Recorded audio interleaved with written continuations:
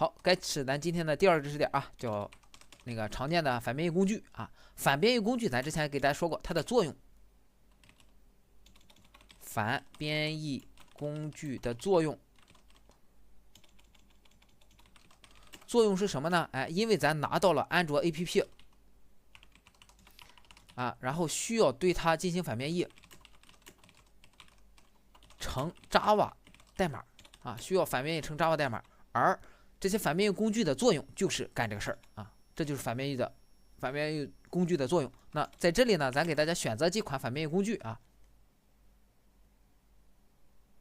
直接拿过来，反编译工具选择。常见的有什么呢 ？JADX， 这是咱们讲课要用的，当然还有 JEB， 还有 JDA， 这个后边咱也会用啊，也会用。那这个也要给大家解释一下啊。有同学说，老师，那为什么咱不用 JDA 呢？为什么用 JADX 呢？首先我跟你讲 ，JADX 比较好用，这是第一个点。再一个点，如果咱讲 JDA， 就肯定有同学问，老师为什么不用 JADX 呢？这个没有为什么，就是哪个用着顺手咱用哪个，大家不用去纠结这个啊。那我所有的反编译工具其实都需要依赖 Java 环境，所以我们需要安装 JDK 啊，这个 JDK 给大家解释一下是什么啊 ？JDK 叫 Java Development Kit。DVEL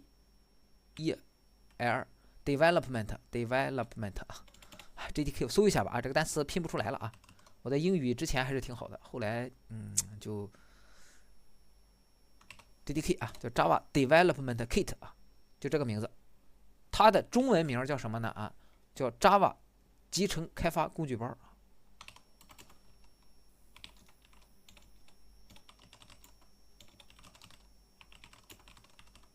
工具包啊，那这个 JDK 里边包含什么？我要给大家说一下啊，它内部包含了什么 ？JRE 和 JVM。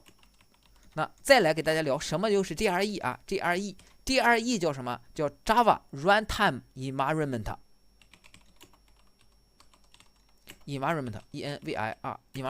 这叫什么呢？叫 Java 运行环境。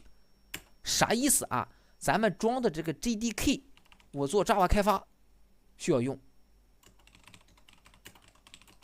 但是如果我只是想运行 Java 的项目，我不做开发啊，那就要用 JRE， 就是运行 Java 项目但不做开发，需要装它。而 JVM 叫 Java 虚拟机啊，这个我就不写英文了啊 ，Java 虚拟机。Java 虚拟机是什么呢？是 Java 的字节码文件必须要运行在 JVM 上啊。那这是啥意思呢？就 Java 项目要运行，必须要有它运行啊，必须有它。而我的 JRE 就包含了内部包含 JVM， 所以说咱们装的话装 JDK。如果咱只是想运行 Java 的程序的话，其实装 JRE 就够了。但是咱们后边要做 Java 的开发，所以咱直接装了个 JDK， 叫 Java 开发环境，好吧？那这是反编译工具的一个介绍啊，这个就介绍完了。介绍完了之后，继续往下，咱把这个 JDK 带着大家装完，好吧？